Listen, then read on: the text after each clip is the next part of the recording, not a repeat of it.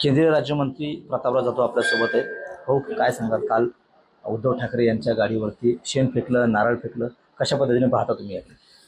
हे बघा, या अगोदर मराठवाडा दौऱ्यावर असताना राजसाहेब ठाकरे यांच्या गाडीवर सुद्धा त्या ठिकाणी सुपाऱ्या काही वस्तू फेकण्यात आल्या आणि निश्चितच हा मनसेच्या कार्यकर्त्यांना माहीत होतं की हे करणारे हे शिवसेना उभाटा गटाचे कार्यकर्ते आहेत.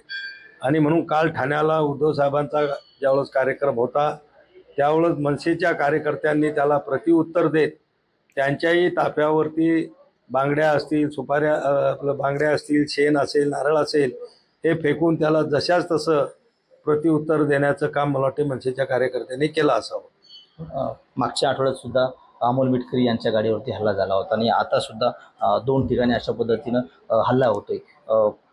कुठंतरी कायदा सुव्यवस्थेचा प्रश्न निर्माण होतोय. हे बघा, याच्यामध्ये खरोखर आपल्या महाराष्ट्राची जी एक उज्ज्वल परंपरा होती, महाराष्ट्राला एक प्रगत राज्य आणि चांगल्या विचाराची लोक आपल्या महाराष्ट्राच्या राजकारणात आहे, ही जी प्रतिमा होती. पण मागच्या काही काळामध्ये उभाटाच्या काही लोकांनी अतिशय घाणेरडेपणाचे वक्तव्य करणं, घाणेरडेपणाचे स्टेटमेंट करणं आणि म्हणून एक प्रकारचं हे सगळं वातावरण महाराष्ट्रातलं त्यांनी दूषित केलेलं आहे. आणि मला वाटते त्याचे आता हे प्रतिबिंब दिसायला लागलेले आहेत. एक महाराष्ट्राला एक चांगली परंपरा आहे आणि म्हणून महाराष्ट्रामध्ये त्यांनीसुद्धा चांगल्या पद्धतीनं विचाराचं राजकारण विचारानं करावं. जिथं विरोधी पक्ष म्हणून विरोध करायचा असेल विरोध करावा, पण बोलताना मात्र काही तारतम्य आणि काही शब्दप्रयोग जर त्यांनी टाळले तर मला वाटते चांगलं होईल. पण हे त्याच्याच प्रतिक्रिया आता पुढं सगळीकडे उमटताना दिसत आहे. 2 दिवसांपूर्वी उद्धव ठाकरे दिल्लीला काँग्रेसच्या नेत्यांना भेटले. यापूर्वी बाळासाहेब असताना काँग्रेसचे नेते त्यांना भेटायला यायचे.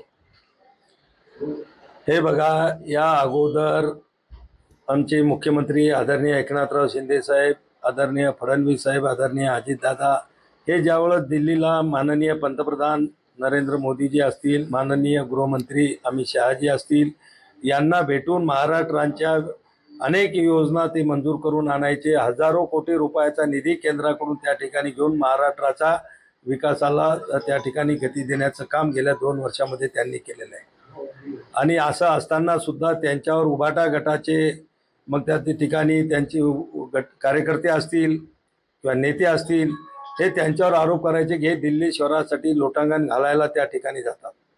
पण आज आता महाराष्ट्रातली सगळी जनता माननीय उद्धव साहेबांवरती हाच प्रश्न विचारत आहे की हे तर सत्तेतले लोक होते, सत्तेकडे निधी आणायसाठी योजना आणायसाठी गेले असतील, पण तुम्ही तर विरोधी पक्षातले, तुम्ही 2 दिवस त्या दिल्लीमध्ये कशाला गेला? की जे बाळासाहेब ठाकरे कधीही कोणाच्या दारामध्ये जात नव्हते. काँग्रेसवाले असो किंवा कोणी असो, हे बाळासाहेबांच्या दारामध्ये येऊन त्यांच्याशी विचार विनिमय असेल, मदत असेल, जे काय असेल ते करायचे. पण आज यांनी दिल्लीमध्ये जाऊन 2 दिवस काँग्रेसवाल्यांच्या समोर यांनी लोटांगणं घातलीत, लागून चालन त्या ठिकाणी केलं आणि पुढचा मुख्यमंत्रीपदाची खुर्ची मला मिळावी यासाठी त्यांनी तो केलेला प्रयत्न आहे. बाळासाहेब कधीही हे सत्तेसाठी हपापलेले नव्हते. बाळासाहेब नेहमी आम्हाला सांगायचे की आपण सत्तेसाठी नाही, सत्ता आपल्यासाठी आहे आणि म्हणून आपल्या नक्की पायाशी ती लोटांगण घालेल. पण आज त्याच बाळासाहेबांचे सुपुत्र म्हणा किंवा बाळासाहेबांचे वारस सांगणारे उद्धवजी ठाकरे साहेब म्हणा, आज दिल्लीमध्ये जाऊन काँग्रेसच्या छोट्या मोठ्या नेत्यांच्या पुढं त्या ठिकाणी लागून चालन करतात.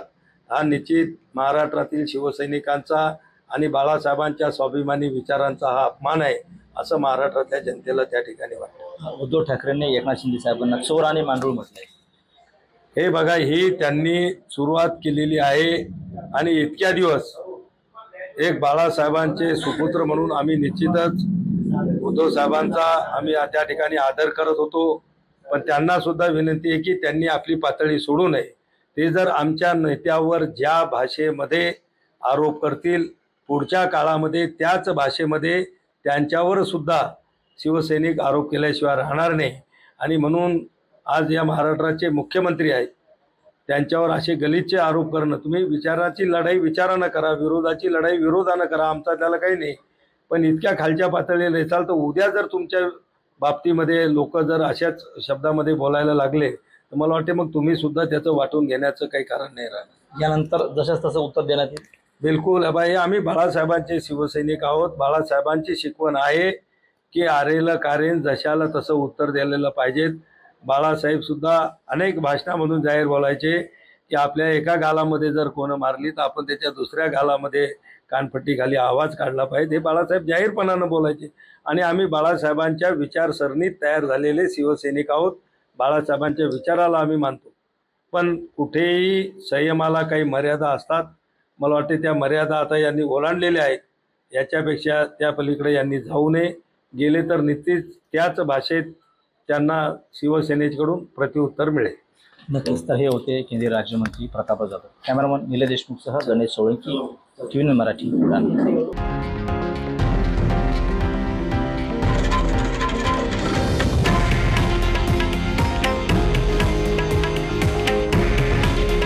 हे आहे देशातील नंबर 1 न्यूज नेटवर्क आणि आपण पाहत आहात TV9 मराठी. काळजी तुमची, हित महाराष्ट्राचं.